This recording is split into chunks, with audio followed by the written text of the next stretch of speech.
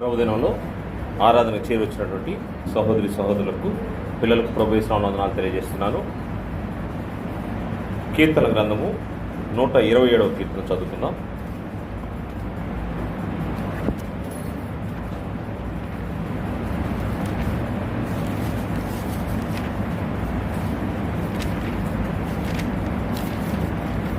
కీర్తన గ్రంథము 127వ కీర్తన.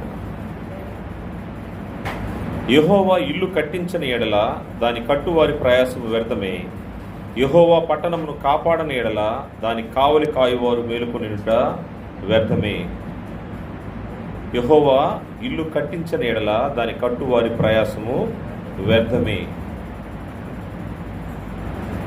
ఈ యొక్క భౌతికమైనటువంటి సృష్టిలో ఏ కార్యక్రమాన్ని జరిగించాలన్నా దేవుని యొక్క అనుగ్రహం లేకుండా, దేవుని యొక్క సహాయం లేకుండా మనం ఏమి చేయలేము అనే విషయాన్ని తెలియజేస్తూ చెప్తున్న మాట ఈ యొక్క కీర్తన సొలొమోనుది. యెహోవా పట్టణమును కాపాడని ఎడల దాని కావలి కాయువారు మేలుకొనుట వ్యర్థమే. ఏ పన్నైనా జరిగించడానికి, ముఖ్యంగా ఈ సృష్టి సంబంధమైనటువంటి ప్రతి విషయాల్ని దేవుడు లేకుండా, దేవుని యొక్క సహాయం లేకుండా మనం ఏమీ చేయలేమని మనకు బైబిల్ వివరిస్తూ ఉంది. ఈ సృష్టిని సృజించినప్పుడు, ఈ సృష్టి యొక్క ప్రణాళిక అవచ్చు, దాన్ని సృజించిన వారు అవచ్చు, వారు ఏ విధంగా ఎలా దీన్ని సృజించారో మనం ఆలోచన చేస్తే, కొరింథీయులకు రాసినటువంటి మొదటి పత్రిక, అపోస్తలుడైన పౌలు గారు కొరింథీయులకు రాసినటువంటి మొదటి పత్రిక 8వ అధ్యాయము 6వ వచనంలో మనం పరిశీలన చేస్తే, 8వ అధ్యాయము 6వ వచనంలో, ఆకాశమందైనను భూమి మీదనైనను దేవతలు అనబడిన విన్నను మనకు ఒక్కడే దేవుడున్నాడు, ఆయన తండ్రి. ఆయన నుండి సమస్తమును కలిగెను, ఆయన నిమిత్తము మనమున్నాము. మరియు మనకు ప్రభు ఒక్కడే, ఆయన యేసుక్రీస్తు. ఆయన ద్వారా సమస్తమును కలిగెను, మనము ఆయన ద్వారా కలిగిన వారము. ఈ భౌతికమైనటువంటి సృష్టిని గురించి ఆలోచన చేస్తూ, ఆకాశమందైనను భూమి మీదైనను దేవతలు అనబడినవి ఉన్నను. లోకంలో అనేక రకాల దేవుళ్ళు, దేవతలు ఉన్నారు, అనబడిన వారు ఉన్నను. మనకు మాత్రము దేవుడు ఒక్కడే ఉన్నాడు. దేవుడు ఒక్కడే అని తెలియజేస్తూ, ఆయన ఎవరో తెలియజేస్తూ, ఆయన తండ్రి, ఆయన నుండి సమస్తమును కలిగెను. ఈ భూమి పైన దేని గురించి ఆలోచన చేసినా దేవుని నుండి కలిగితేనే అది శ్రేష్టమైనదిగా మనకు కనబడతా ఉంది. యెహోవా ఇల్లు కట్టించిన ఎడల దాని కట్టు వారి ప్రయాస వ్యర్థమే. అంటే దేవుడు లేకుండా మనం ఏమి చేయలేము, ఆయన నుండి సమస్తము కలిగెను. ఈ భూమి పైన ఈ సృష్టిని మనం దేవుడు సృజించినప్పుడు ఆయన నుండే ఈ సమస్తము కలిగినవి, ఈ సృష్టి మొత్తం కలిగిందని మనం ఆలోచన చేయాలి. మరియు ఆయన నిమిత్తము మనం ఉన్నాము. మరియు మనకు ప్రభు ఒక్కడే, దేవుడు ఒక్కడే, మరియు ప్రభు ఒక్కడే. ఆయన యేసుక్రీస్తు. ప్రభు అంటే ఎవరంటే యేసుక్రీస్తు. ఆయన ద్వారా సమస్తమును కలిగెను. ఈ భూమి పైన సృజించబడినటువంటి ప్రతి వస్తువు, ప్రతిదీ కూడా దేవుని నుండి, క్రీస్తు ద్వారా. ఈ రెండు విషయాలు మనం జాగ్రత్తగా గమనించాలి. దేవుని నుండి, దేవుడు లేకుండా ఏది రాదు. దేవుని నుండి ఎవరి ద్వారా జరిగిందంటే క్రీస్తు ద్వారా. ఈ విషయాలు మనం జాగ్రత్తగా ఆలోచన చేయాలి. ఎవరి నుండి? దేవుని నుండి, ఆయన నుండి సమస్తము కలిగెను. ఇక్కడ క్రీస్తు యేసు దగ్గరికి వచ్చేసరికి క్రీస్తు ద్వారా సమస్తము కలిగెను. మనకి ఏదైనా కానీ ఈ సృష్టికి సంబంధించినటువంటి ఏ విషయాలైనా మనకు అనుగ్రహించబడాలంటే అది దేవుని దగ్గర నుంచే వస్తుంది, దేవుని నుండే మనకు వస్తుంది. అది క్రీస్తు యేసు ద్వారా. ఇది కేవలము ఈ సృష్టికి సంబంధించిన విషయాలేనా అంటే కాదు. ఈ సృష్టి తర్వాత ఇది మొదటి సృష్టి, దీని తర్వాత ఇంకొక నూతన సృష్టి ఒకటి ఉంది. అది ఆత్మ సంబంధమైనది. ఆత్మ సంబంధమైనటువంటి సృష్టి అంటే క్రీస్తు యేసు యొక్క రక్తముతో తమ పాపములు కడుక్కుని క్రీస్తు యేసు ద్వారా నూతన జీవాన్ని పొందుకున్నటువంటి వారు నూతన సృష్టి.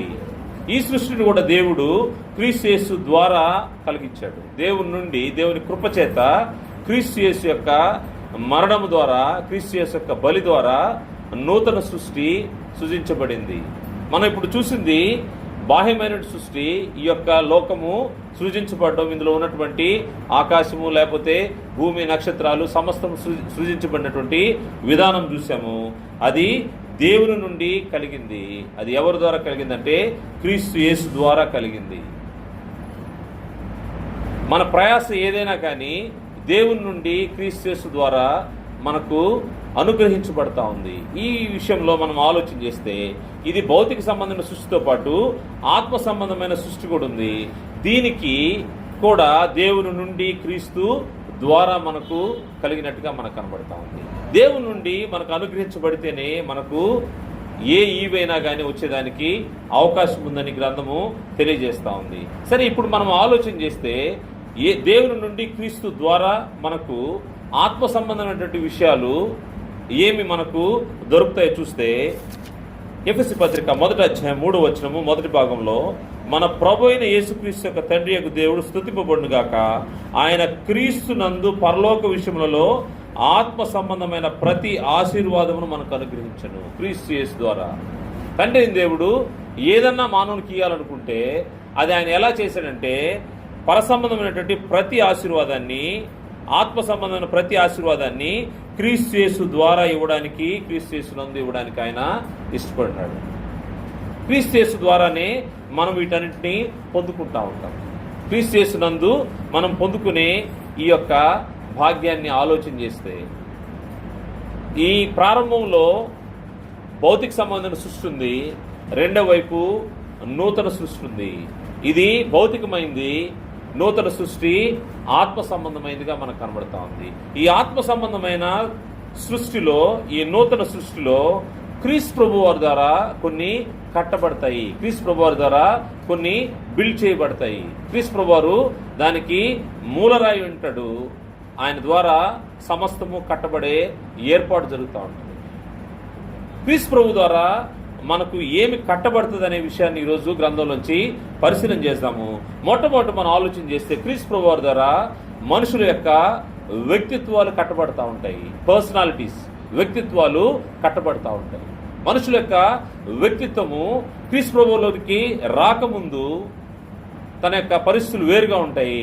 ఎప్పుడైతే క్రీస్తు యేసునందు దేవుని యొద్దకు వస్తాడో అప్పుడు తన వ్యక్తిత్వము పూర్తిగా మారిపోతూ ఉంటుంది. క్రీస్తు ప్రభు యొక్క శిష్యుల్ని ఇద్దరిని మనము ఉదాహరణగా ఆలోచన చేస్తే, మత్తయి అనే వ్యక్తి తను సుంకరి, అంటే ట్యాక్స్ కలెక్ట్ చేసే అతను. సుంకరి అంటే ట్యాక్స్ కలెక్ట్ చేసే వాళ్ళు ఎలా ఉంటారో మనకు తెలుసు. చాలా నిక్కచ్చిగా, స్ట్రిక్ట్గా ఉంటారు. వీలైతే అవకాశం ఉంటే ఇంకొంచెం ఎక్కువ కూడా వసూలు చేసి వాళ్ళ దగ్గర తీసుకుంటా ఉంటారు. అంటే వీరు దేనికి పాల్పడే, అవినీతికి పాల్పడేదానికి అవకాశం ఉండే స్థలం అది. అటువంటి వ్యక్తిని క్రీస్తు ప్రభువారు మారుస్తూ ఉన్నాడు. ఆత్మ సంబంధంగా కట్టబడే పరిస్థితి క్రీస్తు యేసులోకి వచ్చిన తర్వాత వ్యక్తులకు ఉంటా ఉంటుంది. సుంకరి అయినటువంటి మత్తయి గురించి మనం ఆలోచన చేస్తే, మత్తయి సువార్త 9వ అధ్యాయంలో మత్తయిని ఏ విధంగా ప్రభువారు పిలుచుకున్నారో మనకు కనబడుతుంది. మత్తయి సువార్త 9వ అధ్యాయము 9వ వచనంలో ఆయన ఎక్కడున్నాడో, ఎలా వచ్చాడో మనం చూడొచ్చు. యేసు అక్కడి నుండి వెళ్ళుచు సుంకపు మెట్టునద్ద కూర్చుండిన మత్తయి అనే ఒక మనుషుని చూచి నన్ను వెంబడించుమని అతనితో చెప్పగా అతడు లేచి ఆయన్ను వెంబడించెను. ఇక్కడ మనం ఒక్క డిఫరెన్స్ని మనము ఐడెంటిఫై చేద్దాము. అంటే అనేక సార్లు మత్తయి గురించి కంటే కూడా ఇంకొక వ్యక్తి గురించి మనం ఎక్కువసార్లు మనము ఇటువంటి సందర్భంలో మాట్లాడుకున్న పరిస్థితి మనకు కనబడుతుంది. ఏంటంటే ఇక్కడ ఎవరిని పిలుస్తున్నారు? సుంకపు మెట్టు దగ్గర మత్తయి ఉన్నాడు. మత్తయిని చూశాడు. మత్తయిని చూసి ప్రభువారు ఏం చెప్తున్నారంటే, నా వెంబడించు, నన్ను వెంబడించన్నాడు. ఇంకొక వ్యక్తి ప్రభువారి దగ్గరికి వచ్చాడు. వచ్చి నేను వెంబడిస్తానంటే వచ్చాడు.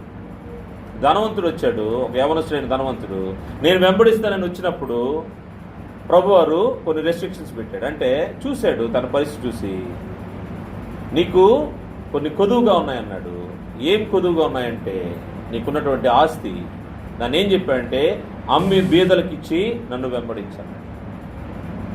వాస్తవంగా ఆలోచన చేస్తే ఇద్దరి యొక్క పరిస్థితుల్లో మనం గమనిస్తే ఈ ధనవంతుడే శ్రేష్టంగా బ్రతికినట్టుగా మనకు కనబడతాం. ఎందుకంటే బాల్యం నుండే నేను ఈ యొక్క ధర్మశాస్త్రాన్ని అనుసరిస్తూ వస్తూ ఉన్నాను, ఎక్కడ లోపం లేనివాడుగా కనబడతా ఉన్నాడు. కానీ ప్రభు చూసింది ఏంటంటే అంతరంగాన్ని పరిశీలన చేశాడు. ఎవరు దేవుని పక్షంగా బ్రతకగలరో, ఎవరు దేనిపైన మనసు ఉంచుతారో, హృదయాలను పరిశీలించగలిగినటువంటి ప్రభు ఎవరైతే దేవుని పక్షంగా బ్రతకగలరో వారిని ఆయన పిలుచుకుంటా ఉన్నాడు. ఇక్కడ మత్తయిని చూశాడు. వాస్తవంగా మత్తయి ఉన్న స్థలము, ఉన్న పరిస్థితి అయితే అది వింతైన పరిస్థితి, లోకంలో ఉన్నటువంటి పరిస్థితి. ఇటువంటి వ్యక్తిని ఆత్మ సంబంధమైనటువంటి సృష్టిగా కట్టబడ్డానికి, తన వ్యక్తిత్వాన్ని కట్టబడ్డానికి అతను పిలుస్తూ ఉన్నాడు. ఈ సందర్భం మనకు మార్కు సువార్తలో కూడా కనబడుతుంది. క్షమించాలి, యోహాను సువార్త 1వ అధ్యాయంలో, మార్కు సువార్త 2వ అధ్యాయం, మార్కు సువార్త 2వ అధ్యాయము 13వ వచనం చూస్తే, మార్కు సువార్త 2వ అధ్యాయం 13వ వచనంలో ఈ మత్తయిని పిలిచినటువంటి విధానము, ఆయన సముద్ర తీరమున మరల నడిచిపోవచ్చుండెను. జనులందరూ ఆయన ఎద్దుకు రాగా ఆయన వారికి బోధించెను. ఆయన మార్గమును వెలుచు సుంకపు మెట్టునద్ద కూర్చున్న అల్ఫై కుమారుడు లేవీని చూచి, లేవి అంటే కూడా మత్తయి, లేవీని చూచి నన్ను వెంబడించుమని అతను చెప్పగా అతడు లేచి ఆయనను వెంబడించెను. ఈయనే కోరాడు, ప్రభువారే కోరాడు. కానీ ప్రభువారి దగ్గరికి వచ్చిన తర్వాత అతని పరిస్థితులు మారిపోతా ఉన్నాయి. అపోస్తులుగా ఎంచబడ్డాడు, దేవుని యొక్క పనిలో పాలిభాగస్తుడయ్యాడు, వ్యక్తిత్వము మార్చబడింది. క్రీస్తు యేసు ద్వారా కట్టబడేవి సృష్టి మాత్రమే కాదు, మనము సృష్టిని నిర్మించిన విధానం మనకు తెలుసు. దేవుని నుండి క్రీస్తు యేసు ద్వారా ఈ సమస్తం కలిగిందని మనకు తెలుసు. అదేవిధంగా నూతన సృష్టిలో కూడా దేవుని యొక్క ఏర్పాటులో క్రీస్తు యేసు ద్వారా వ్యక్తిత్వాలు మార్చబడతా ఉన్నాయి. దేవునికి అనుకూలంగా లేని జీవితాన్ని జీవిస్తున్నటువంటి వ్యక్తి దేవుని యొద్దకు వచ్చిన తర్వాత, ఆయన శిష్యుడిగా, ప్రభు యొద్దకు వచ్చిన తర్వాత ఆయన శిష్యుడిగా దేవుని మార్గంలో నడుస్తూ క్రీస్తు ప్రభు యొక్క పరిచర్యలో అపోస్తులుగా పాలిభాగస్తుడేంటో మనకు కనబడతా ఉంది. అదేవిధంగా ఇంకొక శిష్యుడు కూడా మనం పరిశీలన చేస్తే అతను పేతురు. ఆయన గురించి మనకు యోహాను సువార్త 1వ అధ్యాయము 41వ వచనంలో చూస్తే, ఈయన చంచల మనస్తత్వం కలిగినటువంటి వ్యక్తిగా పేతురు గురించి అనేక సందర్భాల్లో మనకు కనబడతా ఉంటుంది. అంటే మాట నిలకడ లేనటువంటి వ్యక్తి, తన యొక్క జీవిత విధానము. అందరిలాగే ఇతను కూడా మెస్సయ్య వస్తాడని ఎదురు చూస్తున్నటువంటి వ్యక్తి, కానీ మెస్సయ్యను కనుగొనలేని పరిస్థితిలో ఉన్నాడు. ఆ సమయంలో మెస్సయ్యను కనుగొన్నటువంటి అతని సహోదరుడు ఆంద్రియ చెప్పిన సమాచారాన్ని బట్టి ప్రభు దగ్గరికి వచ్చాడు. ప్రభు దగ్గరికి రాగానే ప్రభు చూడంగానే ఆ వ్యక్తి గురించి చెప్పేశాడు. ఏమని చెప్పాడంటే, నీవు కేఫా అనబడదు. నువ్వు కేఫా అంటే రాయి అని అర్థము. ఇంతకుముందు చంచల మనస్తత్వం కలిగిన వ్యక్తి ఈరోజు దేవుని పని నిమిత్తము స్థిరంగా ఉండే బండలాంటి వాడిగా తయారవుతావు, కేఫా అని పిలువబడతావని తెలియజే. యోహాను సువార్త 1వ అధ్యాయము 41-42 వచనాల్లో ఈ యొక్క సందర్భం మనకు కనబడుతుంది. నేను చదువుతాను. అతడు మొదట తన సహోదరుడైన సీమోను చూచి, మేము మెస్సియాను కనుగొంటిమని అతనితో చెప్పి యేసు నొద్దకు అతన్ని తోడుకొని వచ్చును. మెస్సియాను మాటకు అభిషక్తుని అర్థము. యేసు అతని వైపు చూచి, నీవు యోహాను కుమారుడు అయిన సీమోనువు, నీవు కేఫా అనబడదు అని చెప్పాను. నీవు కేఫా అనబడదు. కేఫా అంటే, కేఫా అను మాటకు రాయి అని అర్థము. స్థిరంగా బండ మీద పునాది వేసినట్టుగా నువ్వు రానున్న రోజుల్లో స్థిరంగా దేవుని పని నిమిత్తము ఉండగలవు. ఇప్పుడైతే నువ్వు చంచల మనస్తత్వం కలిగిన వాడివి, కానీ దేవుని పని నిమిత్తము వ్యక్తిత్వం మారిపోయింది. మత్తయి సుంకరి ప్రభునందుకు వచ్చిన తర్వాత తన యొక్క వ్యక్తిత్వము మార్చుకున్నాడు, మారిపోయింది. అదేవిధంగా సీమోను పేతురు యొక్క పరిస్థితి కూడా వృత్తిరీత్యా చేపలు పట్టుకునేవాడు, చంచల మనస్తత్తుడు. ఎప్పుడైతే ప్రభువారి దగ్గరికి వచ్చాడో తను సంపూర్ణంగా మారిపోయాడు. ఈ మారిపోవడం ఎలా అయిపోయిందంటే, తను అపోస్తుల్లో ముఖ్యుడైపోయి ఉన్నాడు. మూల స్తంభంగా ఉండి పెంతెకోస్తు దినాన ఆత్మతో పరవశుడై, పరిశుద్ధాత్మ శక్తి ద్వారా ఇచ్చినటువంటి వాక్శక్తితో తను మాట్లాడిన తర్వాత సంఘము స్థాపించబడే విధంగా 3000 మంది ఆ రోజు సంఘంలో చేర్చబడ్డారు. ఎంతో బలంగా దేవుని పని నిమిత్తము వాడబడ్డాడు. ఒక వ్యక్తి దేవుని దగ్గరకు రాకముందు, క్రీస్తు యేసు దగ్గరకు రాకముందు తన జీవితం ఎలా ఉందో, క్రీస్తు యేసు దగ్గరకు వచ్చిన తర్వాత పూర్తిగా మనకు వ్యక్తిత్వాలు మార్చబడతాయి. అందువల్ల మన ప్రయాస కాదు, కానీ దేవుని యొక్క చిత్తాన్ని బట్టి ఎవరైతే దేవుని దగ్గరికి వస్తారో, క్రీస్తు ప్రభువు వారి దగ్గరికి వస్తారో, క్రీస్తు ప్రభువు వారి ద్వారా కట్టబడే విషయాల్లో మొట్టమొదటిది వ్యక్తిత్వాలు కట్టబడతాయి. రెండో విషయాన్ని మనం పరిశీలన చేస్తే నీతిమంతులుగా తీర్చబడతారు. ఎవరైతే క్రీస్తు యేసు వద్దకు వస్తారో వారు నీతిమంతులుగా తీర్చబడతారని గ్రంథము తెలియజేస్తుంది. అపోస్తలుడైన పౌలు గారు కొరింథీయులకు రాసినటువంటి మొదటి పత్రిక 6వ అధ్యాయము 9వ వచనం చూస్తే, 6వ అధ్యాయము 9వ వచనం నుండి,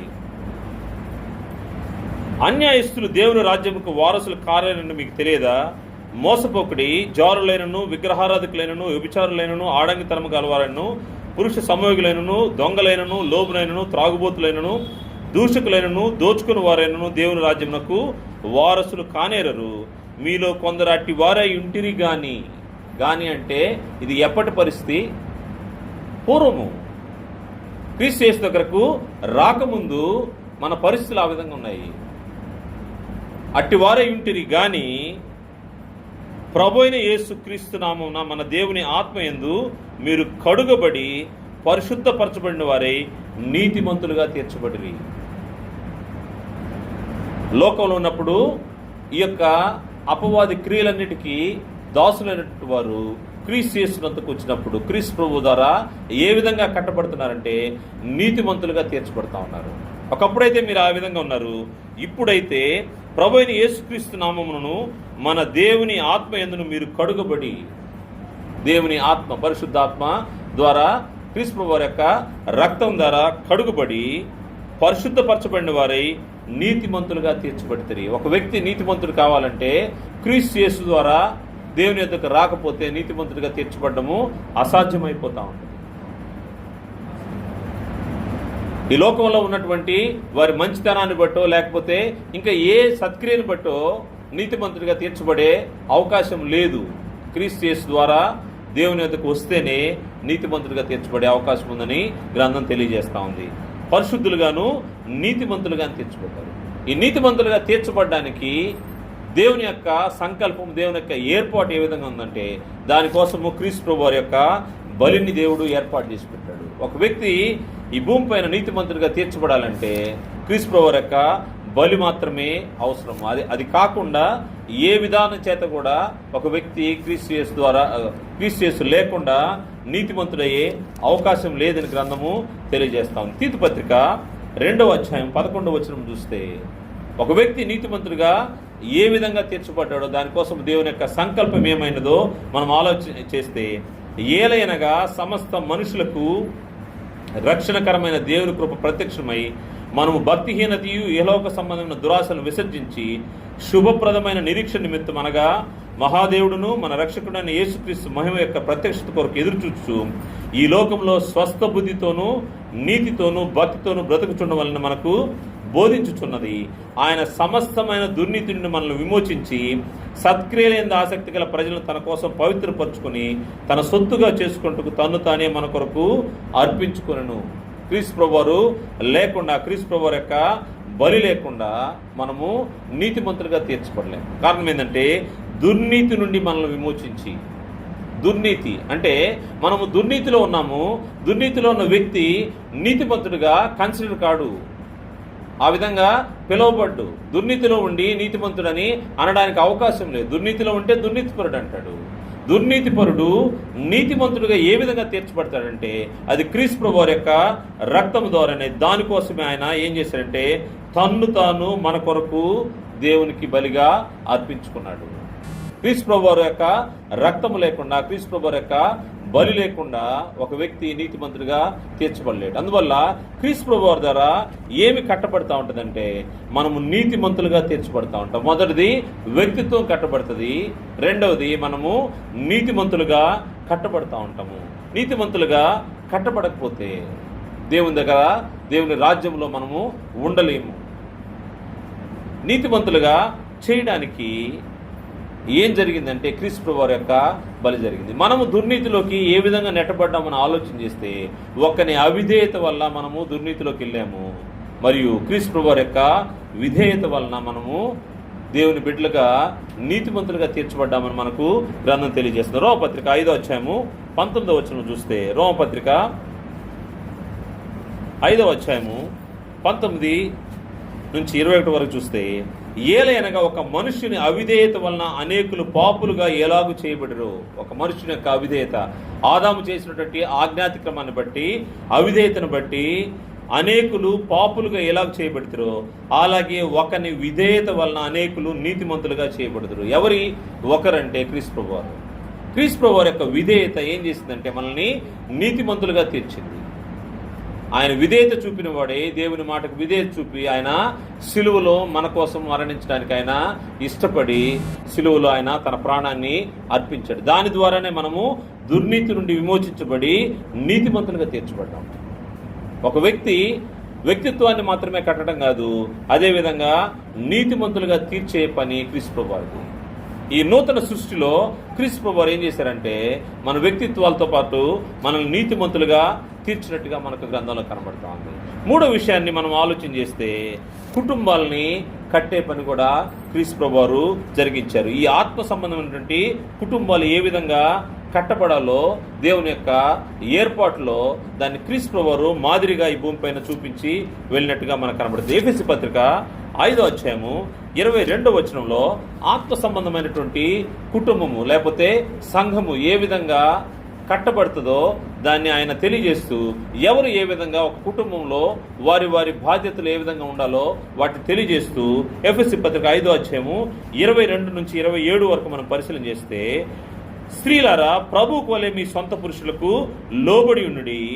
క్రీస్తు సంఘమునకు శిరస్సయునులాగా పురుషుడు భార్యకు శిరస్సై ఉన్నాడు.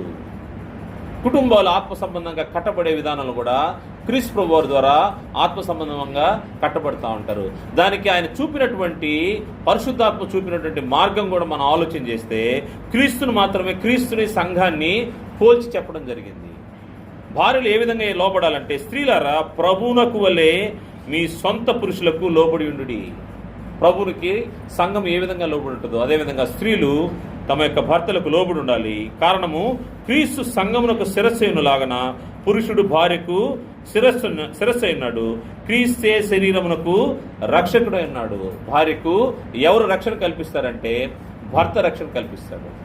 ఆత్మ సంబంధంగా తన యొక్క ఎదుగుదలలో భర్త సహాయం చేస్తాడు. భార్యకు అర్థం కాని విషయాల్ని భర్త నేర్పిస్తాడు.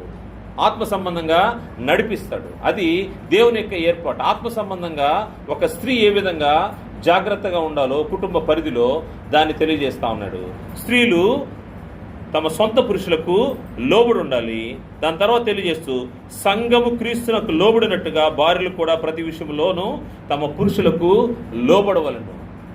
స్త్రీ ఏ విధంగా ఉండాలో ఇందాక మనము పాడుకున్నాము. ఆత్మ సంబంధంగా కుటుంబం కట్టుకునేదానికి ఇటువంటి మంచి వాతావరణంలో స్త్రీలు పురుషులకు లోబడి ఉండాల్సిన అవసరం ఉందని తెలియజేస్తూ, మరి పురుషులకు కూడా ఇచ్చినటువంటి మాట, అటువలే పురుషులారా మీరును మీ భార్యను ప్రేమించుడి. అటువలే క్రీస్తు కూడా సంఘమును ప్రేమించి అది కళంకమైనను ముడతైనను అటుది మరి ఏదైనను లేక పరిశుద్ధమైనది గాను నిర్దోషమైనది గాను మహిమగల సంఘము గాను ఆయన తన ఎదుట దాన్ని నిలువబెట్టుకుని వాళ్ళని వాక్యముతో ఉదక స్నానం చేత దాన్ని పవిత్రపరిచి పరిశుద్ధపరచుకునే దాని కొరకు తను తాను అప్పగించుకొనెను.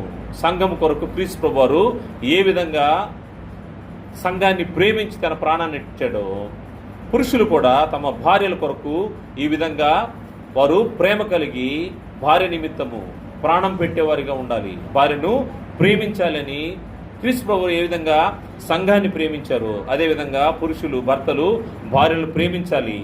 ఎప్పుడైతే ఇటువంటి అన్యోన్య బాంధవ్యం ఉంటుందో ఆత్మ సంబంధంగా ఆ కుటుంబం కట్టబడుతూ ఉంటుంది. అది క్రీస్తు ప్రభువు ద్వారా కట్టబడే కుటుంబము. దానికి నాయకుడు, యజమానుడు లేకపోతే రక్షకుడు ఎవరంటే క్రీస్తు ప్రభువారే. అటువంటి ఆత్మ సంబంధం కుటుంబాలు కట్టేది కూడా ఇది మామూలుగా మనం ఆలోచన చేస్తే ఒక భార్య, భర్త, వారి పిల్లలు, వారి కుటుంబం అంటాము. అది భౌతికంగా మనకు కనబడేది. ఆత్మ సంబంధమైనటువంటి పరిస్థితులు, ఆత్మ సంబంధమైనటువంటి కుటుంబ విధానాన్ని ప్రభువారు మనకు పరిచయం చేస్తూ, ప్రభు ఏ విధంగా శరీరాన్ని లేకపోతే సంఘాన్ని ఆయన ప్రేమించాడో, ప్రేమించి తన ప్రాణం పెట్టడానికి ఇష్టపడ్డాడో, అదేవిధంగా పురుషులు ఆ విధంగా భార్యను ప్రేమించి వారిని సంరక్షించాల్సిన అవసరం ఉంది. అదేవిధంగా స్త్రీలు భర్తకు లోబడాల్సిన అవసరం ఉంది. ఇది ఆత్మ సంబంధమైనటువంటి కుటుంబము. అదేవిధంగా పిల్లలు, కుటుంబంలో ఉంటే పిల్లలు కూడా ఏ విధంగా ఉండాలో ఎఫెసీ పత్రిక 5వ అధ్యాయం 1-2 వచనాల్లో తెలియజేసినట్టుగా, పిల్లలారా ప్రభునందు మీ తల్లిదండ్రులకు విధేయులైనడి, ఇది ధర్మమే. ఆత్మ సంబంధమైనటువంటి వాతావరణం ఎలా ఉంటుందంటే, భార్య భర్తకు లోబడుతుంది, భార్యను భర్త ప్రేమిస్తాడు. అదేవిధంగా బిడ్డలు కూడా తల్లిదండ్రులకు లోబడి విధేయులై ఉంటారు. ఎటువంటి ఆత్మ సంబంధమైనటువంటి కుటుంబము, దేవుని యొక్క ఏర్పాట్లు, ప్రభు ద్వారా కట్టబడే ఈ పరిస్థితి కుటుంబాల్లో ఉండాలని దేవుడు ఏర్పాటు చేస్తున్నాడు. పిల్లలు ఏ విధంగా ఉంటే, నీకు మేలు కలిగినట్లు నీ తండ్రిని తల్లిని సన్మానింపు, అప్పుడు నీవు భూమి మీద దీర్ఘాయుష్మంతుడు వద్దువు. ఇది వాగ్దానములతో కూడిన ఆజ్ఞల్లో మొదటిది. క్రీస్తు ప్రభు ద్వారా కట్టబడే మరొక విషయము, వ్యక్తిత్వం చూసాము, నీతిమంతులుగా తీర్చబడడం చూసాము. మూడవది కుటుంబాలు కట్టబడము. కుటుంబము క్రీస్తు యేసు ద్వారా కట్టబడతా ఉంటుంది. ఎక్కడైనా మనకు లోపం ఉంటే ఆ లోపాన్ని సరిచేసుకోవడానికి ప్రభు యొద్దకు వస్తే ప్రభు వాటిని సమస్తాన్ని సరిదిద్దుతూ ఉంటాడు. లోపం లేనివాడు ఎవరు ఉండరు. కానీ మనము ప్రేమించే దాంట్లో లోపం ఉండొచ్చు, పురుషుడిగా భార్యగా లోబడే దాంట్లో లోపం ఉండొచ్చు, బిడ్డలు తల్లిదండ్రులకు విధేయత చూపిన పరిస్థితి ఉండొచ్చు. అవన్నీ సరిగా రావాలి అంటే, ఈ నూతన సృష్టిలో ఆత్మ సంబంధమైన కుటుంబం కట్టబడాలంటే ప్రభు వద్దకు వస్తే ఇవన్నీ కూడా సరిచేయబడతా ఉంటాయి. ఏవి లోపంగా ఉన్నాయో అవి సరిచేయబడి ప్రభు వద్దకు వచ్చినప్పుడు అవి మేలుకరంగా ఉంటా ఉంటాయి. 4వ విషయాన్ని ఆలోచన చేస్తే, క్రీస్తు ప్రభువు ద్వారా కట్టబడేవి 4వ అంశము, అది సంఘము. క్రీస్తు సంఘము తన సంఘాన్ని ఎలా కడతానని ప్రభువారు చెప్పారంటే, ఈ బండ మీద నా సంఘమును కట్టుదును అని ప్రభువారు తెలియజేశాడు. మత్తయి సువార్త 16వ అధ్యాయము 18-19 వచనాలు చూస్తే, మత్తయి సువార్త 16వ అధ్యాయము 19-19 వచనాలు మనం చూస్తే, మరియు నీవు పేతురువు, ఈ బండ మీద నా సంఘమును కట్టుదును, పాతాళలో ఒక ద్వారములు దాని ఎదుట నిలువనేరవని నేను నీతో చెప్పుచున్నాను. ఈ సంఘాన్ని కట్టేది ఎవరు? మనుషులు కాదు, అయితే మనుషుల యొక్క పేర్లతో పిలువబడదు ఈ సంఘము. మన లోకంలో డినామినేషన్లో రకరకాల పేర్లతో ప్రభువారి యొక్క సంఘాన్ని పిలుస్తూ ఉంటారు. ఈవెన్ క్రీస్తు సంఘాల్లో కూడా అక్కడ ఎవరైతే వ్యక్తి ప్రాముఖ్యంగా ఉంటారో ఆ వ్యక్తి పేరు పెట్టి పలానాయన సంఘం అంటుంటారు. అది కూడా తప్పు, అది సరైన విధానం కాదు. ఇది క్రీస్తు ప్రభువారు స్వరక్తం ఇచ్చి సంపాదించిన సంఘం. వ్యక్తుల ద్వారా పిలువబడడానికి వీలు లేదు. క్రీస్తు సంఘాల్లో కూడా అనేక సార్లు అక్కడ ఉన్న సువార్థికుని బట్టో, లేకపోతే అక్కడ ఇంకెవరైనా పెద్దగా ఉన్న వ్యక్తిని బట్టో పలానాయన సంఘం అంటారు. అది తప్పు, అది కరెక్ట్ కాదు. క్రీస్తు సంఘము, ఈ సంఘము ఏ బండ పైన కట్టబడ్డదంటే, ఆయన చెప్తున్నమాట, ఈ బండ మీద నా సంఘమును కట్టుతుంది. ఈ బండ, ఈ పునాది ఏంటి అని ఆలోచన చేస్తే పేతురు పలికినటువంటి మాట 15వ వచనం చూస్తే, అందుకు ఆయన, మీరైతే నేను ఎవడిని చెప్పుకుంటున్నాను వారిని అడిగాను. అందుకు సీమోను పేతురు, నీవు సజీవుడగు దేవుని కుమారుడువైన క్రీస్తు అని చెప్పాను. ఇది ఈ బండ, ఈ పునాది క్రీస్తు సంఘానికి పునాది. ఎవరో క్రీస్తు ప్రభువారు ఎవరో ఎరిగినటువంటి వారు. నీవు సజీవుడగు దేవుని కుమారుడువైన క్రీస్తువి. ఎవరైతే దాన్ని విశ్వసిస్తారో ఆ విశ్వాసం పైన ఉంచబడినటువంటి ఆ విశ్వాసమే పునాదిగా కలిగినటువంటి సంఘము క్రీస్తు సంఘము. అలా కాకుండా రకరకాలుగా ఆలోచన చేసే సంఘాలన్నీ కూడా క్రీస్తు సంఘాలు కావు అని గ్రంథం తెలియజేస్తూ ఉంది. ఆ బండ మీదే తన సంఘాన్ని కడతాను అని ప్రభువారు తెలియజేశారు. ఆ బండ అంటే ఆ విశ్వాసం. ఆ విశ్వాసం పునాది ఏంటంటే, నీవు సజీవుడగు దేవుని కుమారుడువైన క్రీస్తువు.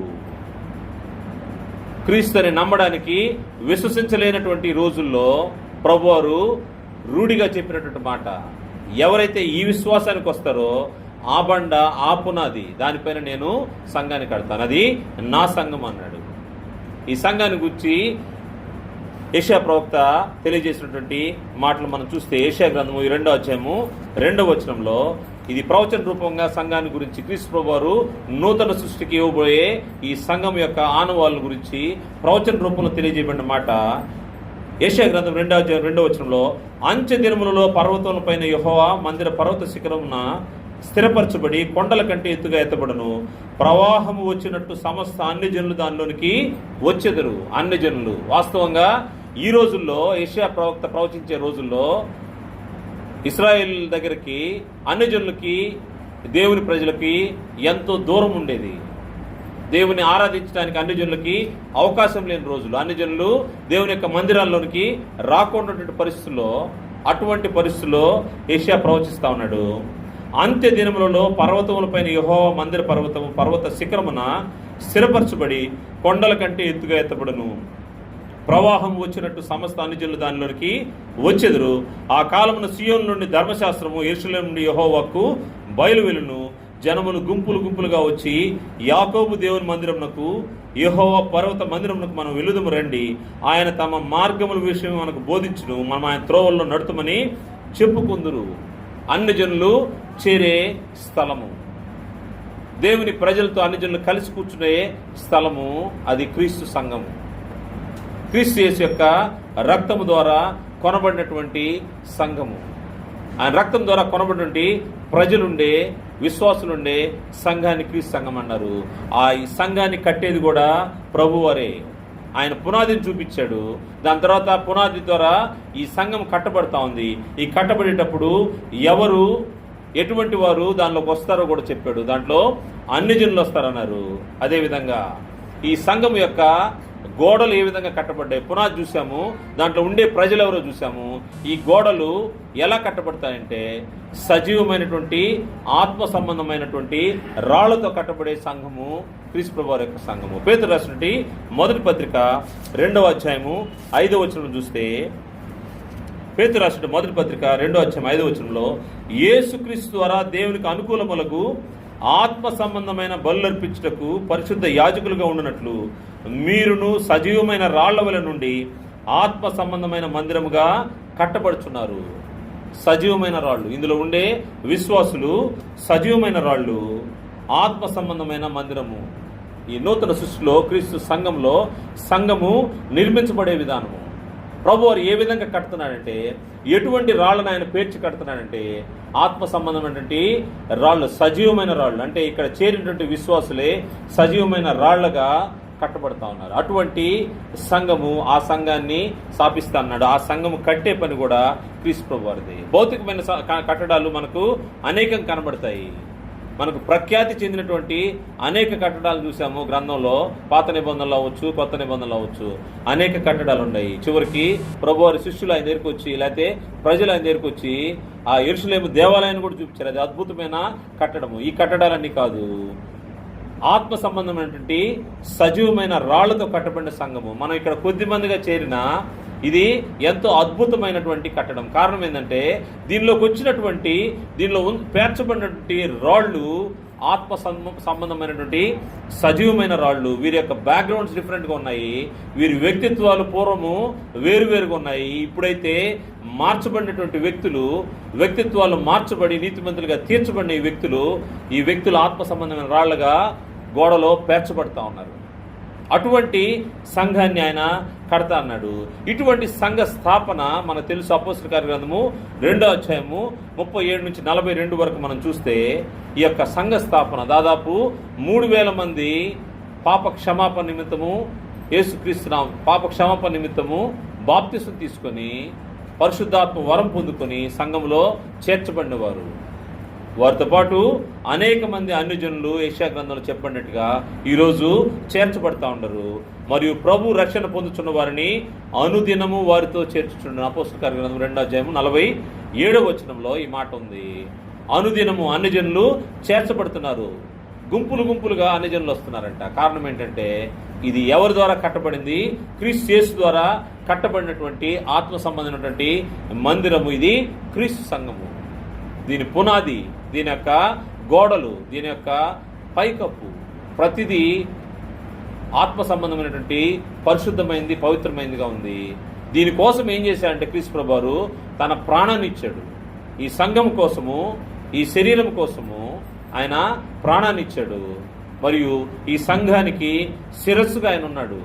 అందువల్ల శిరస్సు పేరుతోనే ఈ సంఘాన్ని పిలవాల్సిన అవసరం ఉంది. అంతేగాని వ్యక్తుల పేర్లతో లేతే మన సొంత పేర్లతోటే మనం పిలవడానికి లేదు. ఇది క్రీస్తు ప్రభువారు, క్రీస్తు సంఘము, క్రీస్తు ప్రభువారు శిరస్సుగా ఉన్నారు. అందువల్ల తన సంఘము అన్నాడు. దానికోసం తన స్వరక్తం ఇచ్చి సంపాదించే సంఘము. క్రీస్తు ప్రభువు వారు కట్టే మరొకటి 4వది మనం చూసాం, అది సంఘము. 5వది మనుషులకు ఆయన ధైర్యాన్ని ఇస్తూ ఉంటాడు. ఎవరైతే క్రీస్తు యేసు దగ్గరకు వస్తారో వారికి ధైర్యం వస్తూ ఉంటుంది, ధైర్యాన్ని బిల్డ్ చేస్తూ ఉంటాడు. మునుపు మనము పిరికి వారము, లోకం ఎదుట మన పాప పరిస్థితిని బట్టి లోకానికి ముఖం చూపించలేక చీకటిలో దాక్కున్న పరిస్థితుల్లో జీవిస్తున్నవారు. కారణం ఏంటంటే సాతాను లేదా అపవాది ఏం చేస్తూ ఉంటాడంటే చీకటిలోనే ఉంచడానికి ప్రయత్నం చేస్తూ ఉంటాడు. ఎవరన్నా ఒక పర్సన్ని మనం జనరల్గా అబ్జర్వ్ చేసినా కానీ ఎవరైనా చీకటిలో ఉండాలని కోరుకుంటున్నాడంటే డెఫినెట్గా వాడు తప్పు చేస్తున్నాడని అర్థం, అంతే, ఎటువంటి డౌట్ లేదు. చీకటిగా ఒంటరిగా ఉండడానికి ఇష్టపడుతున్నాడంటే, ఎవరు చూడకుండా ఉండాలని ఇష్టపడుతున్నాడంటే తను ఏదో ఒక తప్పు జరిగించడానికి తన హృదయంలో నిశ్చయించుకున్నాడని అర్థం. కారణం ఏంటంటే చీకటి అపవాదికి సూచన, వెలుగు దేవునికి సూచన. అందువల్ల చీకటిలోంచి మనము వెలుగులోకి వచ్చాము, మనము భయంలోంచి ధైర్యంలోకి వచ్చాము. ఈ ధైర్యం చేత కట్టబడే విధానాన్ని మనం చూస్తే ఎప్పుడైతే క్రీస్తు యేసు దగ్గరికి వస్తారో వారి భాష మారుతుంది, వారి పరిస్థితులు మారుతాయి. వారు వెలుగు సంబంధాలుగా బ్రతకడానికి ఇష్టపడుతూ ఉంటారు, వారు ధైర్యంగా ఉంటారు, పిరికివారుగా ఉండరు. ఎవరైతే యేసుక్రీస్తు దగ్గరికి వస్తారో వారు పిరికివారుగా ఉండరు. అపోస్తలుల కార్య గ్రంథము 4వ అధ్యాయంలో ఒక సంఘటన మనకు కనబడుతుంది. అపోస్తలుల కార్య గ్రంథము 4వ అధ్యాయంలో అపోస్తలులు బోధ చేస్తూ ఉన్నారు. ఆ బోధ చేసే సందర్భంలో వారిని అక్కడ నుండి అధికారులు, ప్రధాన యాజకులు వారిని అడ్డం చెప్పి వారి బోధను ఖండించడానికి ప్రయత్నం చేస్తున్నప్పుడు 4వ అధ్యాయం 11వ వచనంలో వారు పేతురు యోహానుల ధైర్యం చూచినప్పుడు వారు విద్యలేని పామరులని గ్రహించి ఆశ్చర్యపడి వారు యేసుతో కూడా ఉండిన వారిని గుర్తెరిగిరి. నీ ధైర్యానికి గుర్తు ఏంటంటే నువ్వు క్రీస్తు సంబంధివి, క్రీస్తుతో ఉన్నావని ఎరుగుతూ ఉంటారు. ఒక వ్యక్తి ధైర్యంగా ఉన్నాడంటే తన వెనక ఎవరున్నట్టు? క్రీస్తున్నట్టు. క్రీస్తు ద్వారా వారికి ఈ ధైర్యం వస్తుంది. వారు పేతురు యోహానుల ధైర్యం చూచినప్పుడు వారు విద్య లేని పామరులని గ్రహించి, పామరులు అంటే సామాన్యులు, వాళ్ళేమి స్కాలర్స్ కాదు, లేకపోతే ఎక్స్పర్ట్స్ కాదు, వాళ్ళకి విద్య లేదు, కానీ ఇటువంటి అమూల్యమైనటువంటి ఆత్మ సంబంధమైన విషయాలు ఏ విధంగా వీరు మాట్లాడుతున్నారు అనేది వారికి ఆశ్చర్యం కలిగింది. వారి ధైర్యాన్ని చూసి ఆశ్చర్యపోయారంట. దాని తర్వాత ఆ ధైర్యానికి కారణం ఏంటో వారు గుర్తించారు. వారు యేసుతో కూడా ఉండేవారిని గుర్తెరిగిరి. వీరు చేస్తున్న బోధ, వీరు చేస్తున్న పరిచర్య చూసి ఆశ్చర్యం కలిగింది. ఆశ్చర్యం కలిగినప్పుడు ఈ బోధ చేయకూడదని వారిని రెస్ట్రిక్ట్ చేసినప్పుడు వారు చెప్తున్న మాట 17వ వచనం చూస్తే, అయినను ఇది ప్రజల్లో ఇంకా వ్యాపింపకుండాకై ఇక మీదట ఈ నామను బట్టి ఏ మనుషులతోనైనాను మాట్లాడకూడదని మనం వారిని వదిలిపెట్టవాలని చెప్పుకుని అప్పుడు వారిని పిలిపించి మీరు యేసు నామను బట్టి ఎంత మాత్రము మాట్లాడకూడదు, బోధింపకూడదని వారికి ఆజ్ఞాపించి. ఎప్పుడైతే వీరు చేస్తున్న బోధ తీవ్రంగా ఉందో, వీరు చేస్తున్న బోధకు అనేకులు ఆకర్షించబడుతుంటే అది చూసి వారు ఏం చేశారంటే వారిని కొంత బెదిరించి పంపించేయాలని వారికి వార్నింగ్ ఇచ్చి చెప్పినప్పుడు, వారికి ఆజ్ఞాపించినప్పుడు ఈ బోధ చేయొద్దని వారిని గట్టిగా మందలించినప్పుడు వారు చెప్తారు. అందుకు పేతురును యోహాను వారిని చూసి దేవుని మాట వినుట కంటే మీ మాట వినుట దేవుని దృష్టికి న్యాయమా, మీరే చెప్పుడి.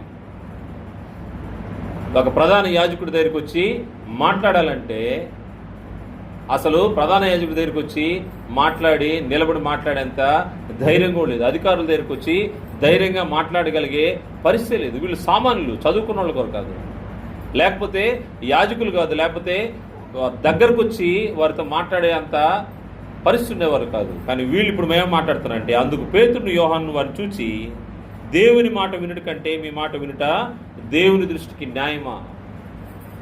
ఈ ధైర్యం ఎక్కడి నుంచి వచ్చిందంటే క్రీస్తు ప్రభువు ద్వారా వీరికి ఈ ధైర్యం వచ్చినట్టుగా మనకు కనబడతా ఉంది. క్రీస్తు ప్రభువు వీరి ధైర్యానికి కారణమై ఉన్నారు.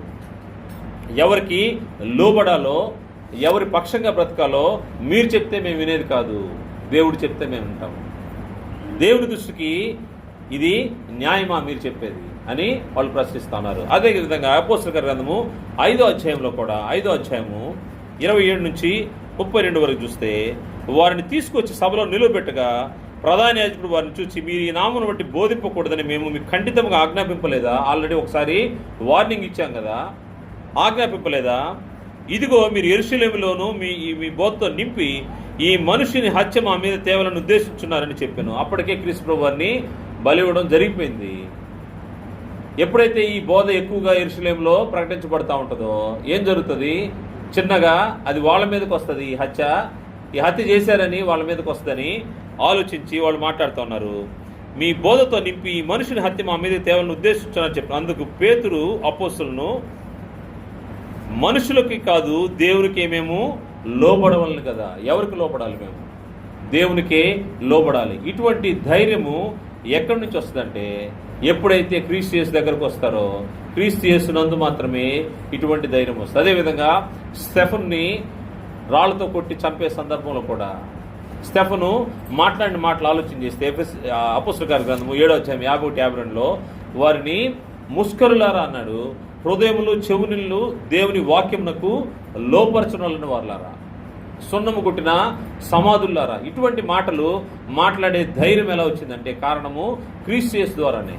క్రీస్తు యేసు ద్వారానే ఇటువంటి ధైర్యము అలవడేదానికి అవకాశం ఉంటా ఉంటుంది.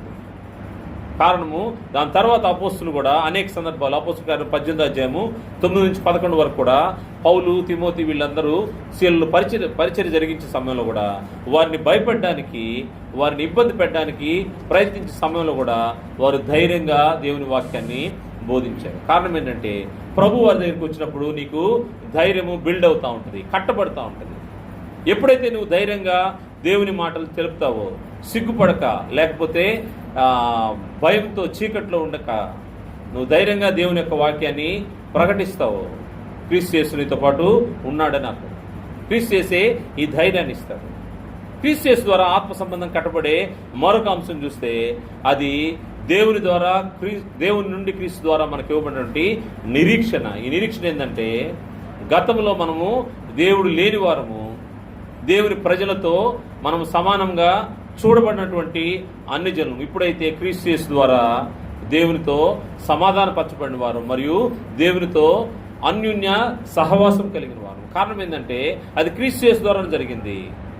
ఇటువంటి నిరీక్షణ, గతంలో అయితే మనకు ఎటువంటి నిరీక్షణ లేదు, దేవుడు లేడు, ఈ చనిపోయిన తర్వాత మనం ఏమైపోతాం అనే పరిస్థితిలో ఉన్నటువంటి ద్వేషం ఉండింది. యూదులకు, అన్ని జనులకు ద్వేషం ఉండింది. ఆ ద్వేషము కొట్టివేయబడింది క్రీస్తు యేసు ద్వారా. అదేవిధంగా అన్ని జనులు ఏంటంటే మనకు దేవునితో సమాధానం ఏర్పడింది, దేవునితో మనకు సహవాసం ఏర్పడింది. ఎఫెసీ పత్రిక 2వ అధ్యాయము 12వ వచనం చూస్తే, ఆ కాలమందు ఇశ్రాయేలుతో సహపౌరులు కాక పరదేశులను, వాగ్దాన నిబంధనలు లేని పరజనులను, నిరీక్షణ లేని వారును, లోకమందు దేవుడు లేని వారినై ఉండి క్రీస్తుకు దూరస్తుల ఇంటిని మీరు జ్ఞాపకం చేసుకోండి. నిరీక్షణ లేదు. నిరీక్షణ అంటే ఈ దేహాన్ని వదిలిపెట్టిన తర్వాత, మనం చనిపోయిన తర్వాత ఏమవుతామో, ఎక్కడికి వెళ్తామో, ఏం జరుగుతుందో ఎటువంటి హోప్ లేని, నిరీక్షణ లేని పరిస్థితిలో ఉన్నటువంటి వారు. ఇప్పుడైతే దేవుని నుండి క్రీస్తు యేసు ద్వారా మనం పొందుకున్నది ఏంటంటే మనము నిరీక్షణను పొందుకున్నాము.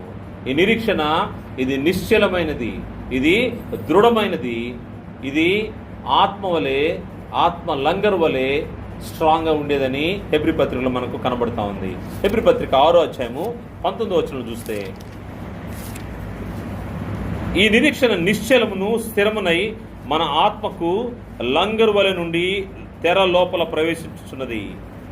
ఏ నిరీక్షణ? మనకున్న నిరీక్షణ ఏంటంటే క్రీస్తు ప్రభువారిని దేవుడు మృతుల నుండి లేపాడు. నిన్ను నన్ను కూడా ఒకరోజు ఆయన లేపుతాడు.